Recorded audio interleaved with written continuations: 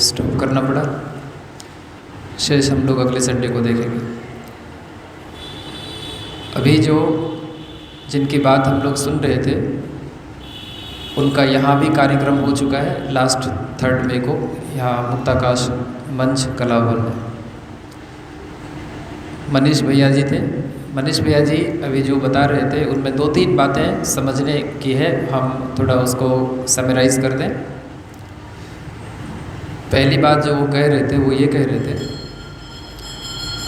कि मनुष्य के जीवन में गायत्री का बहुत ज़्यादा महत्व है, और ख़ास करके स्टूडेंट लाइफ में, विद्यार्थी जीवन में अगर हम गायत्री को अपना लेते हैं, गायत्री मंत्र को, तो हमारी इफ़िशियंसी काफ़ी ज़्यादा बढ़ जाती है, हमारी रिसेप्टिविटी काफ़ी ज़्यादा बढ़ जाती है, हमारी मेमोरी काफ़ी ज़्यादा बढ़ जाती है, हमारा माइंड पावर बहुत ज़्यादा शानदार हो जाता है, हमारा विल पावर बहुत ज़्यादा स्ट्रांग हो जाता है, हमारा कंसंट्रेशन काफ़ी ज़्यादा बढ़ जाता है। जैसे एक छोटा सा एग्जाम्पल हम आपको बताते हैं। गायत्री मंत्र में 24 अक्षर है, ध्यान से सुनिए। गायत्री मंत्र में 24 अक्षर है। कितना अक्षर है? 24। अब कोई बात नहीं होगी। उसमें पहला अक्षर है तत्, तो हलंत। तो हलंत मतलब आधा तो हुआ, ऐसे वो 1.5 अक्षर है लेकिन उसको 1 माना जाता है, तत्। जब भी आप तत् बोलते हैं, तत् का पॉइंट होता है ये आज्ञा चक्र, सबका अपना पोजीशन है। जैसे ये सहस्रार चक्र है ओम, फिर राइट ब्रेन भू, फिर कॉर्पस कैलोसम, दोनों लेफ्ट और राइट को जोड़ने वाला जो लाइनिंग है वो है भुवः, और लेफ्ट ब्रेन है स्व। तो ओम भूर्भुवः स्व हो गया। और ये है तत्, ये आज्ञा चक्र जहाँ पर टीका लगाता है, ये तत् है। यानी जब आप बोलेंगे तत्, आप बोलेंगे या कोई भी बोले, कोई भी व्यक्ति जब तत् बोलेगा तो उसका आज्ञा चक्र एक्टिवेट होता है, तत्। और फिर बाईं तरफ स, फिर सभी, फिर तुर व रे नाक पे, वरे नी मो यम यहाँ पर टुट्टी। यानी ओम भूर्भुवः स्वः तत्सवितुर्वरेण्यम, यानी ओम भूर्भुवः स्वः से लेके तत्सवितुर्वरेण्यम तक हमारे पूरे इस पोर्शन का एक्सरसाइज हो जाता है। एक तरह से कहिए मसाज हो जाता है, एक तरह से कहिए एक्टिवेशन हो जाता है। इसको संक्षिप्त गायत्री मंत्र कहते हैं। ओम भूर्भुवः स्वः ये संक्षिप्त गायत्री मंत्र है, और तत्सवितुर्वरेण्यम गायत्री मंत्र का पहला चरण है। तो ओम भूर्भुवः स्वः तत्सवितुर्वरेण्यम यानी संक्षिप्त गायत्री और गायत्री मंत्र का पहला चरण तत्सवितुर्वरेण्यम, इतना बोलने से ही आपके मस्तिष्क का पूरा एक्सरसाइज हो जाता है, और आपके अंदर जो पीनियल ग्लैंड है, पिट्यूटरी ग्लैंड है, थैलेमस है, हाइपोथैलेमस है, ये सारे ग्लैंड्स का इतना ज़्यादा एक्टिवेशन हो जाता है, इतना ज़्यादा मसाज हो जाता है, और इतने तरह के पिगमेंट्स का, इतने तरह के हार्मोन्स का, इतने तरह के केमिकल्स का सिक्रेशन हो जाता है जो आपके लाइफ को बदलने के लिए पर्याप्त होता है। और ये जो तत्व है, इसके विषय में एक चीज़ और समझ लें। हमारे ब्रेन में एक ग्रंथि होती है जिसका नाम होता है तापिनी। क्या होता है? तापिनी। तो तत्व बोलने से तापिनी एक्टिवेट होता है, और तापिनी का रिजल्ट है सफलता, उसकी शक्ति है सफलता। दोबारा सुनिए, जब हम बोलेंगे तत्व तो वो इसको स्ट्राइक करेगा, और यही आपका कंट्रोल, एक तरह से कहिए पॉइंट है, कंट्रोलिंग पॉइंट है, कंट्रोल सेंटर है। आपका जो CNS होता है, सेंट्रल नर्वस सिस्टम, उसका कंट्रोल यहाँ पर है। CNS सेंट्रल नर्वस सिस्टम, उसका ये कंट्रोलिंग पॉइंट है, और उस ग्लैंड का नाम है तापिनी। और जिसकी तापिनी नामक ग्रंथि बार बार एक्टिवेट होगी, वैसे व्यक्ति को सफल होने से दुनिया की कोई ताकत रोक नहीं सकती है। अब आप बोलेंगे कि जो तत्व नहीं बोलेगा वो सफल नहीं होगा, तो जो तत्व नहीं बोलेगा वो कुछ इसके पैरेलल दूसरा काम करेगा। जैसे मान लीजिए आप पढ़ने में काफ़ी ज़्यादा मशगूल हो गए, काफ़ी ज़्यादा पूरा फोकस्ड हो गए, पूरा एक तरह से कहिए कि कंसंट्रेटेड हो गए, एकदम पूरे मेडिटेटिव मोड में चले गए आप, जिसको मेडिटेशन कहते हैं। तो जब आप डीप मेडिटेटिव स्टेट में चले जाते हैं, किसी चीज़ को पढ़ते हुए, किसी विचार को सोचते हुए, किसी थॉट्स को कंटेम्पलेट करते हुए, तो वो तत्व का ही पैरेलल इफेक्ट होता है तापनी पे, और आपके जीवन में सफलता का द्वार खुल जाता, सफलता का मार्ग प्रशस्त हो जाता। तो ये तो केवल हम तत्व के विषय में बोले। उसी तरीके से पूरे गायत्री मंत्र में पूरा, जैसे ये क्या हुआ, तत्व, ये स है, ये वी है, तुर है, व है, रे है, नी है, यम है, फिर कंठ पे भर है, फिर यहाँ गो है, फिर दे है, वो है, यहाँ पर नाभि में स्य है, फिर धी है, यहाँ पर राइट साइड में, यहाँ पर धी है, यहाँ पर म है, मर्यादा की शक्ति, संयम की शक्ति, धी म, उसके बाद नाभि पे ही है, नाभि पे तो स्या बोले थे, उससे नीचे स्वादिष्टान चक्र होता है, वहाँ पर धी, भर्गो देवस्य धीमहि, और उसके बाद धियो यो न प्रचोदयात्, यहाँ धी यो न प्रचोदयात्।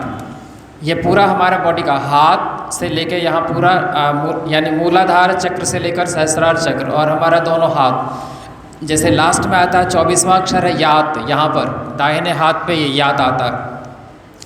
तो आप, यात का मतलब होता है कि आपका दाहिना हाथ इतना ज़्यादा एक्टिव हो जाएगा, एक बार जिस चीज़ को लिख लेगा वो आपके CNS को वो ट्रांसपोर्ट कर देगा, यानी आपको वो याद हो जाएगा। इसलिए पहले हम लोग ये करते थे कि जिस चीज़ को पढ़ते थे उसको कई बार लिखने का अभ्यास करते थे, और कई बार लिखने का अभ्यास करते थे तो एग्ज़ाम हॉल में जाने के बाद जब आप लिखना शुरू करते थे तो पहले आपको लगता था कि शायद हम लिख पाएंगे कि नहीं, कहीं भूल तो नहीं गए, और जब आप लिखना शुरू करते थे तो सारी चीज़ आप लिख लेते थे। वो ये याद, यानी राइट हैंड का जो आपका मेमोरी, यानी राइट हैंड का रिलेशन जो आपके मेमोरी सेंटर से है, वो ये सारा काम करता था। तो मनीष भैया जी गायत्री मंत्र से जुड़ने के लिए बोल रहे थे। गायत्री मंत्र आप जब भी सकते हैं, आप गायत्री मंत्र को लिख भी सकते हैं, लिखने से और ज़्यादा फ़ायदा, आप लिख भी सकते हैं और गायत्री मंत्र का ध्यान भी कर सकते हैं। तो गायत्री मंत्र के विषय में कह रहे थे और ध्यान के विषय में कह रहे थे, यानी अगर 20 मिनट्स के लिए एटलीस्ट आप अगर गायत्री मंत्र और ध्यान से जुड़ते हैं तो आपको बहुत ज़्यादा फ़ायदा होता है। जैसे गायत्री मंत्र में एक और 18वां और 19वां अक्षर काफ़ी ज़्यादा शानदार है। 18वां अक्षर है यो और 19वां भी है यो, यानी हो गया यो यो। यो यो किनका नाम है? हनी सिंह। यो यो हनी सिंह कितना आगे बढ़ गया। यो यो जैसे ही आप बोलेंगे यो यो, तो जैसे ही आप बोलेंगे यो यो तो पहला जो यो है, पहला जो यो है उसका ग्रंथि का नाम है योग माया, और उसमें जो छिपी हुई शक्ति है उसका नाम है जागरूकता, अवेयरनेस, जागृति। अवेयरनेस समझते हैं ना, जागरूकता। यानी पहला जो यो है वो आपको अलर्ट कर देता है, जागरूक कर देता है। इसलिए गायत्री मंत्र जपेंगे तो आप मुरझाए हुए नहीं रहेंगे। पहला यो जागृति और दूसरा यो है क्रिएटिविटी। पहला है अलर्टनेस, अवेयरनेस, पहला है अवेयरनेस, दूसरा है प्रोडक्टिविटी यानी क्रिएटिविटी। पहला अवेयरनेस, दूसरा क्रिएटिविटी, उत्पादन शक्ति। यो यो यानी एक एक अक्षर का ऐसा विज्ञान है, एक एक अक्षर का ऐसा विज्ञान है कि आप जब इससे जुड़ेंगे तो आपको लगेगा कि आपके भीतर एक चेंज होना शुरू हो जाता है, एक परिवर्तन होना शुरू हो जाता है। और दूसरी बात वो कहना चाह रहे थे ध्यान, तो आज हम ये बताना चाहेंगे कि ध्यान तो इतना आप लोग सुनते हैं, आप लोग ये जानते हैं कि ये ध्यान क्या चीज़ है? ध्यान के विषय में आप लोग अब तक क्या जानते हैं? सबसे पहले ये बताइए कि आप ध्यान करेंगे कैसे? यहाँ तो बोल दिया जाता है कि हम लोग ध्यान करेंगे, आप ध्यान कैसे करेंगे? तो ध्यान के लिए कुछ पहले भूमिका समझ लीजिए। इसका जो एक तरह से कहिए पूर्व तैयारी, ध्यान के लिए पहली तैयारी ये है कि आपका स्पाइन अपराइट होना चाहिए, सीधा होना चाहिए। रीढ़ की हड्डी सीधी होनी चाहिए, ये अनिवार्य है। रीढ़ की हड्डी सही सीधी होनी चाहिए, क्योंकि आपका पूरा का पूरा जो नर्वस सिस्टम है वो इफिशिएंटली तभी वर्क करता है जब वो स्ट्रेट होता है। आपका your spine must be straight, upright, सीधा होना चाहिए। और ये सीधा करने के लिए ही कमर गर्दन सीधी करके बैठने के लिए ध्यान से पहले कहा जाता है। तो ध्यान से पहले या तो आप सुखासन में बैठें। सुखासन का मतलब सुखासन कोई गांव नहीं है। अब किसी को मान लीजिए कोई लड़का ये समझ ले कि गायत्री मंदिर में कहा गया सुखासन में बैठे, तो पता करे कि सुखासन गांव कहाँ है। आप सुखासन चले जाइए और वहाँ जाके बैठ जाइए, तो क्या फ़ायदा होगा। सुखासन में बैठिए मतलब साधारण पलथी मार के बैठिए, इंटरनेशनल आसन है। गांव घर में सबको आता है, पलथी मार के बैठ के हम लोग खाना खाते हैं, तो पलथी मार के जो आप बैठ के खाना खाते हैं वो सुखासन। उसी प्रकार एक स्वस्तिक आसन होता है, एक सिद्धासन होता है, पद्मासन होता है। तो आपको जिस आसन में सुविधा हो आप बैठिए, ठीक है। लेकिन अलग अलग आसन का अलग अलग फायदा। कमर गर्दन सीधे रखिए, आँख खोल के भी ध्यान होता है और आँख बंद करके भी ध्यान होता है, और आधी खुली आधी बंद ये भी ध्यान होता है, शांभवी मुद्रा। आँख बंद करके भी ध्यान होता है, आँख खोल के भी ध्यान होता है, और आधी बंद आधी खुली ऐसा भी ध्यान होता है। लेकिन आँख खोल के ध्यान करना आँखों के स्वास्थ्य के लिए अच्छा आज के डेट में नहीं माना जाता, जिसको त्राटक बोलते हैं। तो आप इसको अवॉइड कर सकते हैं। आँखें बंद करके ध्यान कीजिए, आधी खुली और आधी बंद, ये लंबे अभ्यास की बात है। शांभवी मुद्रा ये आप अभी कर नहीं पाएंगे।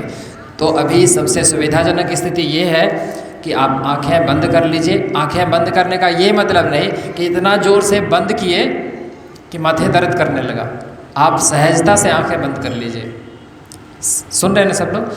आप कमर गर्दन सीधी करके बैठिए। जैसे मान लीजिए आप लंबे समय तक बैठ नहीं सकते हैं, या आप थके हुए हैं और आपको ध्यान करने का मन है, आप क्या करेंगे, आप लेट जाइए। जैसे राकेश यहाँ सोइए, बता देते हैं। सो के देखिए ध्यान कैसे किया जाता है, शवासन ध्यान। पूरा इधर इधर माथा कर लीजिए, देखिए। या तो दोनों हाथ को ऐसे पैरेलल रखिए, या नहीं तो आप ऐसे भी रख सकते हैं, ऐसे। और आपको अपना ध्यान कहाँ पर केंद्रित करना है, ये पॉइंट देख लीजिए। ये जहाँ पर दोनों भाव मिला है, यहाँ पर जहाँ पर दोनों भाव मिलता है, यहाँ पर इस पॉइंट पे अपने मन को आप ले जाइए, यहाँ पर। इसका मतलब क्या हुआ, इसका मतलब ये हुआ कि मान लीजिए यहाँ पर एक खिड़की है, इस खिड़की से आप झांकने का प्रयास करते हैं, आप इससे देखने का प्रयास करते हैं।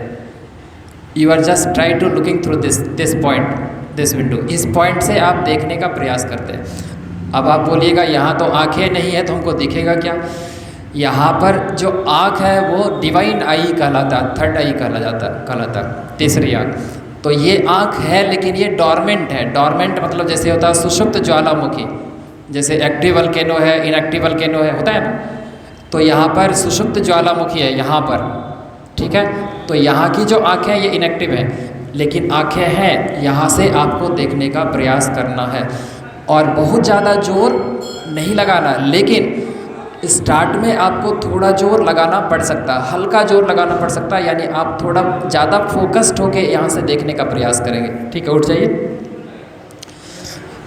तो ये तो हुआ ध्यान के लिए एक तरह से पोस्चर, ये ध्यान का पोस्चर है, ये ध्यान नहीं है। ध्यान अभी शुरू नहीं हुआ, ध्यान अभी स्टार्ट हुआ नहीं है, ये ध्यान की पूर्व तैयारी है। जैसे आप लोग जब सोने के लिए जाते हैं, तो सोने के लिए जाते हैं तो केवल बिछावन लगा दिए, सो गए, तकिया ले लिए आप अपने चॉइस का, और मन को थॉटलेस करने का, विचार शून्य करने का प्रयास करते हैं। और धीरे धीरे एक ऐसी स्थिति आती है, एक ऐसा स्टेट ऑफ माइंड आता है कि आपको लगता है कि धीरे धीरे आप नींद में आपकी चेतना सरक रही है। यानी एक ऐसी अवस्था आती है जब आप ना तो सोए हुए हैं और ना तो जागे हुए हैं, जस्ट एक तरह से कहिए कि दोनों का मिड पॉइंट है, बाउंड्री है, दोनों का एक तरह से कनेक्टिंग जॉइंट है, जिसको बोलते हैं हम लोग अल्फा स्टेट। क्या बोलते हैं, अल्फा स्टेट।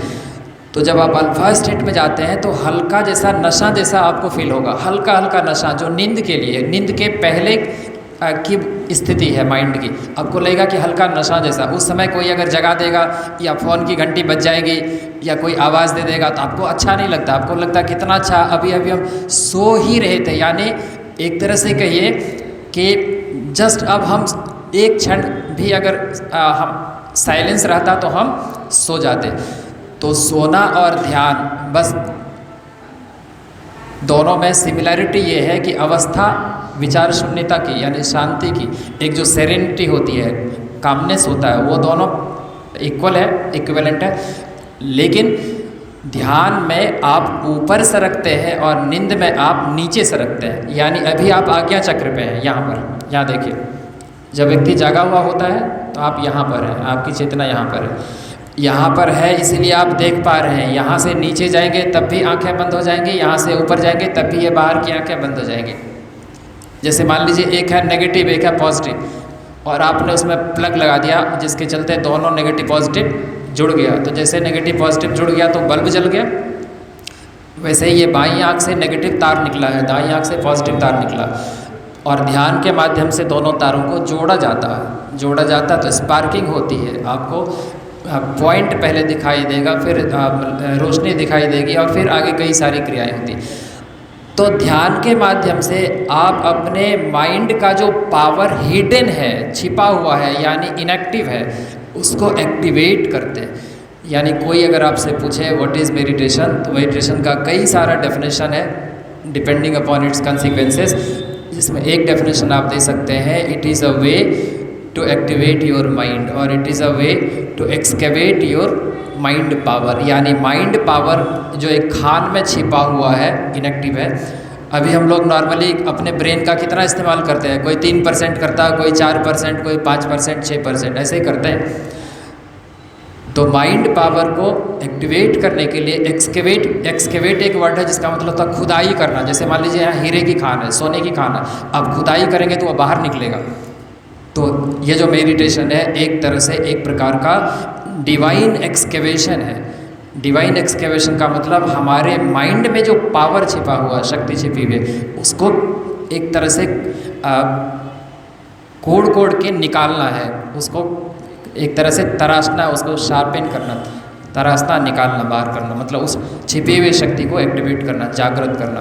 तो आपका माइंड पावर धीरे धीरे बढ़ने लगेगा। जैसे मान लीजिए आज कितना तारीख है? 13 तारीख है, 13 जुलाई 2025 है। तो आज अगर आप अपने माइंड का 4% इस्तेमाल करते हैं, आप 21 डेज तक ध्यान कीजिए एटलीस्ट रेगुलरली। उसमें एक कंटिन्यूटी और कंसिस्टेंसी दोनों होनी चाहिए। तो आप देखेंगे कि अगर आज आप कर रहे हैं 3%, तो आफ्टर 21 डेज आप ज़रूर 4% पे जाएंगे, फिर 5% पे जाएंगे, फिर 6% पे जाएंगे। तो आप जिस चीज़ को पहले नहीं समझ पाते थे, मैथमेटिक्स हो, फिजिक्स हो, केमिस्ट्री हो, बायो हो, इंग्लिश हो, कोई भी लिटरेचर हो, कॉमर्स हो, आर्ट्स, कुछ भी हो, तो जो पहले कम समझ पाते थे, आप देखिएगा कि आपका ब्रेन ज़्यादा समझ रहा है। जिस सवाल को काफ़ी ज़्यादा दिक्कत होती थी आपको समझने में, अब आपको आसानी हो रही है। कैलकुलस हो, अलजेब्रा हो, ट्रिगो हो, कुछ भी हो, स्टैट हो, आपको ज़्यादा समझ में आने लगेगा। और जैसे जैसे ब्रेन का पावर बढ़ेगा, वैसे वैसे आपकी समझ बढ़ेगी, और वैसे वैसे आपकी बुद्धि डिसिप्लिन्ड होगी, अनुशासित होगी, गलत की तरफ आपका माइंड नहीं जाएगा। तो मनीष भैया जी यही बोल रहे थे कि बुद्धि अगर ठीक नहीं हुई तो एक तरह से इसका जो कंसिक्वेंस होगा वो काफ़ी ज़्यादा डेंजरस होगा, ख़तरनाक होगा।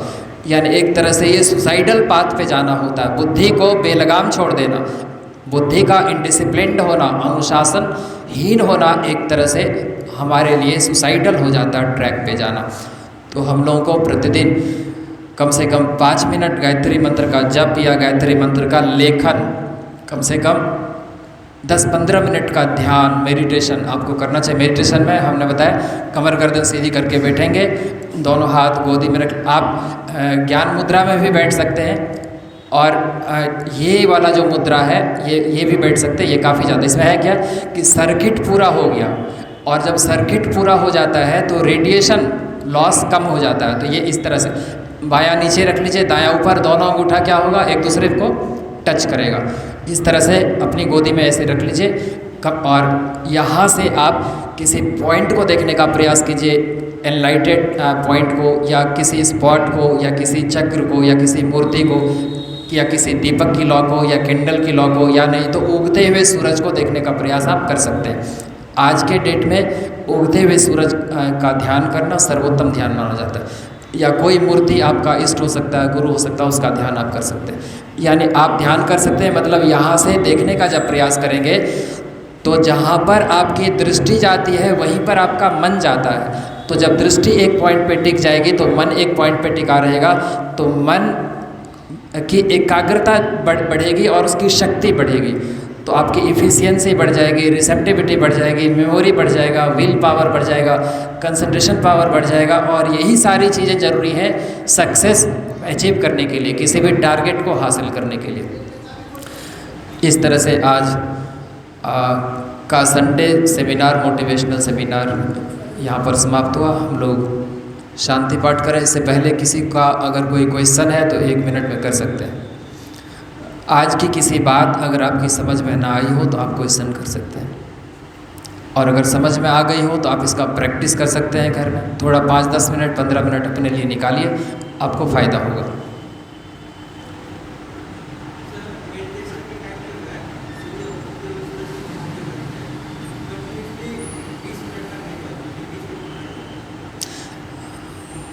आपके कहने का मतलब है कि कुछ न कुछ डिस्ट्रैक्शन होता है, यानी मन डाइवर्ट होता है। ये तो होगा ही, मन बहुत ज़्यादा पावरफुल है। हमारे गुरुदेव कहते हैं कि अगर हम अपने ब्रेन को एक बिजली घर माने, पावर हाउस माने, तो इसकी जो स्ट्रॉन्गेस्ट करंट है, सबसे शक्तिशाली धारा है, उस धारा का नाम है मन।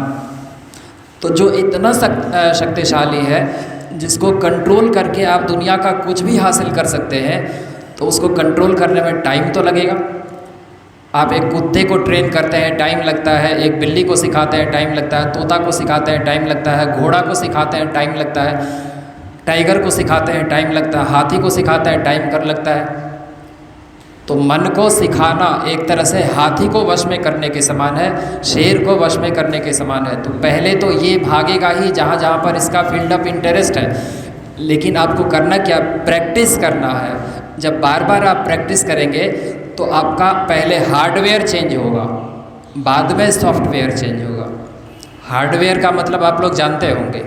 हार्डवेयर का मतलब होता है ब्रेन का डिफरेंट पार्ट्स, जैसे एमिगडाला है, हिपोकैम्पस है, ग्रे मैटर है, या आपका सेरिबेलम है, या सेरिब्रम है, मेडुला है, ये सब हार्डवेयर है। ऑर्बिटोफ्रंटल कॉर्टेक्स है, ऑर्बिटल लोब है, फ्रंटल लोब है, ये सब पार्ट्स है ब्रेन का, हार्डवेयर है।